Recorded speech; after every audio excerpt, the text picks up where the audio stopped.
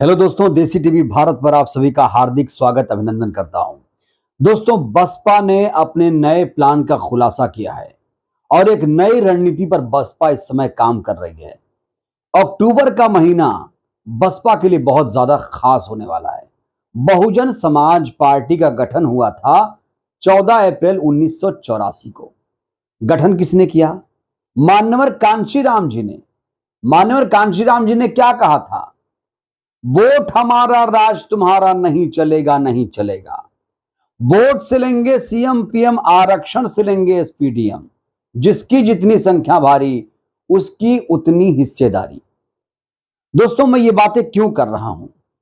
अक्टूबर का महीना मान्यवर जी के लिए बहुत ज्यादा खास है। मान्यवर जी की बहुत ज्यादा इज्जत है दोस्तों लोगों के दिलों में, क्योंकि उन्होंने बाबा साहेब के संविधान को धरातल पर उतारने का काम किया और इसीलिए 9 अक्टूबर को खास बनाने के लिए बसपा ने चुनावी शंखनाद का ऐलान कर दिया है। जी हां दोस्तों, बिल्कुल सही सुन रहे हैं आप। एक नए प्लान के साथ बसपा जमीन पर उतरने जा रही है और उससे पहले 1 अक्टूबर को बसपा सुप्रीमो ने अपने पदाधिकारियों की बैठक बुलाई है। एक बहुत बड़ी बैठक 1 अक्टूबर को होने वाली है दोस्तों। धार दिया जा रहा है और माना जा रहा है जब 9 अक्टूबर को चुनावी शंखनाद किया जाएगा मान्यवर कांशीराम जी के परिनिर्वाण दिवस पर, तो जानते हैं उस समय बसपा अपने रणनीति का भी खुलासा करेगी। दोस्तों, क्या होगी रणनीति? क्या होनी चाहिए रणनीति? इस पर आज हम बात करेंगे। साथ ही साथ दोस्तों आपको बता दूं कि लगातार बसपा सुप्रीमो समीक्षा बैठक ले रही हैं। बसपा सुप्रीमो लगातार मंडलवार अपने प्रभारियों की बैठकें ले रही हैं। उधर आकाश आनंद ने हरियाणा, मध्य प्रदेश, राजस्थान में बिगुल फूंक दिया है। लगातार वो ग्राउंड पर नजर आ रहे हैं। इस समय वो हरियाणा के दौरे पर हैं और दोस्तों वहां पर कैडर कैंप भी चल रहा है। लगातार लोगों को जोड़ा जा रहा है। तो ये बसपा के लिए सुखद तस्वीरें सामने आ रही हैं।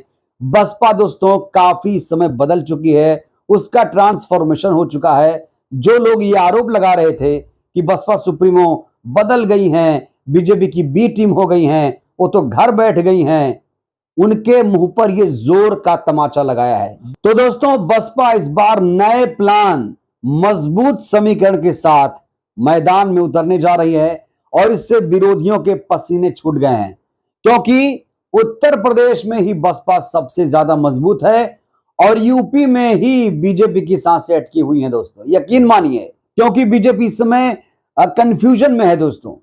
बसपा सुप्रीमो ने जब से एकला चलो का ऐलान किया है और जब से कांग्रेस की तरफ से लगातार उन्हें अपने पाले में लाने की कोशिश की जा रही है, इंडिया गठबंधन में लाने की कोशिश शुरू हो गई है, तब से दोस्तों बीजेपी में टेंशन का माहौल है। जी हां दोस्तों, बीजेपी बहुत ज्यादा परेशान है, क्योंकि बसपा सुप्रीमो ही ऐसी नेता हैं जो बीजेपी को अपने विचारधारा से और अपने वोट बैंक के जरिए, अपनी नीतियों के जरिए, अपनी रणनीतियों के जरिए वो बीजेपी को मात दे सकती हैं। और कोई पार्टी फिलहाल नजर नहीं आ रही है, क्योंकि उत्तर प्रदेश से ही दिल्ली का रास्ता जाता है और उत्तर प्रदेश में बहन जी इस समय सबसे ज्यादा मजबूती के साथ चुनाव लड़ रही हैं। हालांकि विरोधी क्या कह रहे हैं? विरोधी ये कह रहे हैं कि वो बीजेपी की बी टीम है, वो तो इंडिया में इसलिए नहीं आ रही हैं, वो बीजेपी को फायदा पहुंचाने जा रही हैं। ये लोग भूल गए 2019 का नतीजा। 10 लोकसभा सीटें बसपा को हासिल हुई थी और दोस्तों कांग्रेस पार्टी जो इंडिया गठबंधन का नेतृत्व कर रही है, हालांकि इंडिया गठबंधन का नेतृत्व देश स्तर पर कर रही है, लेकिन उत्तर प्रदेश में अखिलेश यादव क्या कह रहे हैं? कह रहे हैं कि हम सीटें मांगेंगे नहीं, हम तो सीट देने वालों में से हैं। और इंडिया गठबंधन का कुनबा कहीं ना कहीं आपस में सिर फुटअव्वल कर रहा है दोस्तों। वहां पर बर्तन खटकने शुरू हो गए हैं और जिस तरह से रणनीति में बदलाव किया जा रहा है, भोपाल की होने वाली रैली को रद्द कर दिया गया। आगे ये गठबंधन कितना कामयाब होगा, ये तो देखने वाली बात होगी दोस्तों। बहरहाल दोस्तों, उत्तर प्रदेश के लेवल पर एक विश्वस्त सूत्रों के हवाले से आपको बता रहा हूं दोस्तों, बहुत पुख्ता जानकारी। उत्तर प्रदेश के स्तर पर एक नया गठबंधन बन सकता है। जी हां दोस्तों, और यह गठबंधन सिर्फ और सिर्फ उत्तर प्रदेश के दायरे में रहेगा, क्योंकि रोकना यहीं से है। और इसीलिए बसपा सुप्रीमो को अपने पाले में लाने की पुरजोर तरीके से कोशिश की जा रही है। तो दोस्तों, अपनी रणनीति को पुख्ता करने के लिए बसपा 1 अक्टूबर को अपनी रणनीति का खुलासा करने वाली है। बहुत दिलचस्प होने वाला है दोस्तों। अक्टूबर का महीना बसपा के लिए बहुत विशेष होने वाला है। 1 अक्टूबर से जहां चुनावी अभियान की शुरुआत, वहीं पर 9 अक्टूबर को चुनावी शंखनाद की भी तैयारी है, जहां पर कहा जा रहा है कि 20 अक्टूबर तक कैडर कैंप के साथ साथ बैठकें भी की जाएंगी।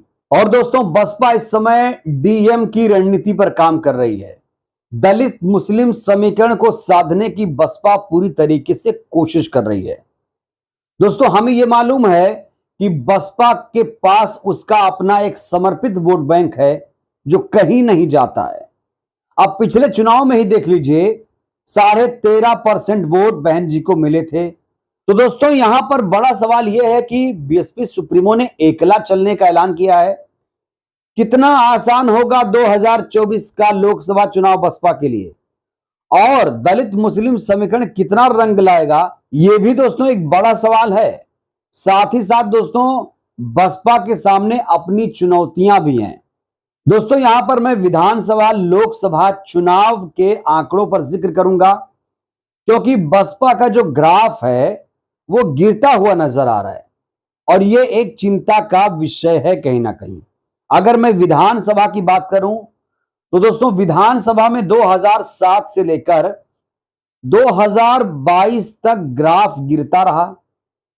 अब जहां 2007 में बसपा पूर्ण बहुमत से सत्ता में आई थी, वहीं पर दोस्तों 2022 में बसपा की सीटों में कमी आई। वहीं दोस्तों, अगर मैं 2017-2019 विधानसभा चुनाव की बात करूं तो 2017 के विधानसभा चुनाव में बसपा का ग्राफ थोड़ा और गिरा और 19 विधानसभा क्षेत्रों में बहुजन समाज पार्टी ने जीत हासिल की। 2022 में आइए तो और ज्यादा दिक्कत आई। 2022 में बसपा ने मात्र 1 सीट पर जीत हासिल की। दोस्तों, वहीं अगर मैं लोकसभा चुनाव का जिक्र करूं तो यहां पर कभी ग्राफ गिर रहा है तो कभी उठ रहा है। दोस्तों, अगर 2004 के लोकसभा चुनाव के नतीजों की बात करूं, 2004 में बसपा ने शानदार प्रदर्शन किया था और 19 लोकसभा सीटों पर जीत हासिल की थी। जी हां दोस्तों।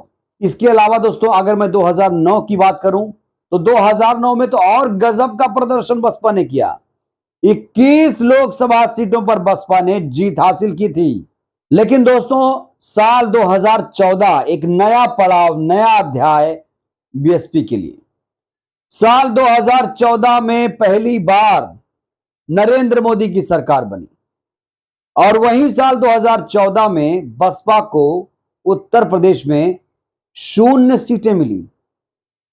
उसके बाद दोस्तों, साल 2019 की बात करूं तो साल 2019 में बसपा ने 10 लोकसभा सीटों पर जीत हासिल की। तो दोस्तों, लोकसभा चुनाव को लेकर देखिए अच्छे नतीजे दिख रहे हैं। कभी ग्राफ ऊपर जा रहा है, कभी ग्राफ नीचे जा रहा है, लेकिन चिंता की बात है विधानसभा चुनाव के नतीजे। 2007 से लेकर 2022 तक ग्राफ गिर रहा है। हालांकि बहन जी कहती हैं कि ईवीएम की वजह से ऐसा हो रहा है। लोकसभा चुनाव में खास तौर से ईवीएम को लेकर वो प्रहार करती हैं, कहती हैं कि ईवीएम से ही ये लोग धोखा कर रहे हैं। तो दोस्तों, ये है बसपा के सामने बड़ी चुनौती। विधानसभा चुनाव में लगातार ग्राफ गिरना, लोकसभा चुनाव में ग्राफ कभी ऊपर कभी नीचे होना, इसको बैलेंस करने की बसपा सुप्रीमो कोशिश में जुट गई है दोस्तों। और दोस्तों, 2024 के नतीजे बसपा के लिए बहुत ज्यादा अप्रत्याशित होंगे। इस तरीके से नई नई रणनीति, नए नए प्लान पर काम हो रहा है और जिस तरीके से पार्टी में जान फूंकी जा रही है, उससे देखकर दोस्तों लग रहा है कि बसपा 2024 में कमाल करेगी और बीजेपी को यूपी में रोक देगी। लेकिन दोस्तों, यहां पर एक चीज मैं और कहूंगा, अगर बसपा गठबंधन करती है, गठबंधन से क्या फायदा होगा? अगर बसपा कांग्रेस से इंडिया गठबंधन के साथ जाती है तो मुसलमान वोटर भी बसपा से और ज्यादा जुड़ेंगे। दोस्तों, ये मेरा अनुभव कहता है। दलित मतदाता तो बीएसपी के साथ पहले से जुड़ा है, लेकिन जो मुसलमान छिटक गए हैं समाजवादी पार्टी की तरफ, इंडिया गठबंधन में आने के बाद बहन जी को मुस्लिम मतदाता भी भारी तादाद में मिलेंगे। क्योंकि दोस्तों इस समय अगर बात करूं तो बसपा सुप्रीमो ने काफी मुखर होकर मुसलमानों की आवाज बुलंद की है। वो चाहे उत्तराखंड के उत्तरकाशी का मामला हो या मेवात का मामला हो या राजस्थान में नासिर जुनैद का मसला हो, हर मुद्दे पर बसपा ने मुसलमानों का साथ दिया है। और दोस्तों दलित मुस्लिम समीकरण को और ज्यादा मजबूत करना है तो गठबंधन तो होना चाहिए, ये मेरी राय है। हो सकता है आप लोग इस राय से इत्तेफाक ना रखते हो, यह आपके ऊपर है, लेकिन दोस्तों ये मेरा अनुभव कहता है गठबंधन से बसपा को और ज्यादा फायदा होगा। तो दोस्तों बसपा सुप्रीमो 1 अक्टूबर को पदाधिकारियों की बैठक लेने जा रही हैं। 9 अक्टूबर को पूरे देश में चुनावी शंखनाद का ऐलान कर दिया गया है। 1 अक्टूबर को नई रणनीति का खुलासा भी होगा। तो दोस्तों ये बसपा के लिए बहुत बड़ी खबर है। बसपा से निकलकर ये बहुत बड़ी खबर सामने आई है जिसको आप तक पहुंचाना बहुत ज्यादा जरूरी था। दोस्तों इस वीडियो में फिलहाल के लिए बस इतना ही। मेरा आपसे एक सवाल है कि आप लोग कांशीराम जी को कैसे याद करेंगे? और बसपा अभी तो अकेले चल रही है, क्या वो अकेले जाएगी? क्या उसे अकेले चुनाव में जाना चाहिए या गठबंधन करना चाहिए? इस पर भी आप लोग अपनी राय दीजिएगा। वीडियो को लाइक करिए, चैनल को सब्सक्राइब करिए, सहयोग करिए, वीडियो को जन जन तक पहुंचाइए जिससे बहुजन समाज जागरूक हो। जय भारत, जय संविधान।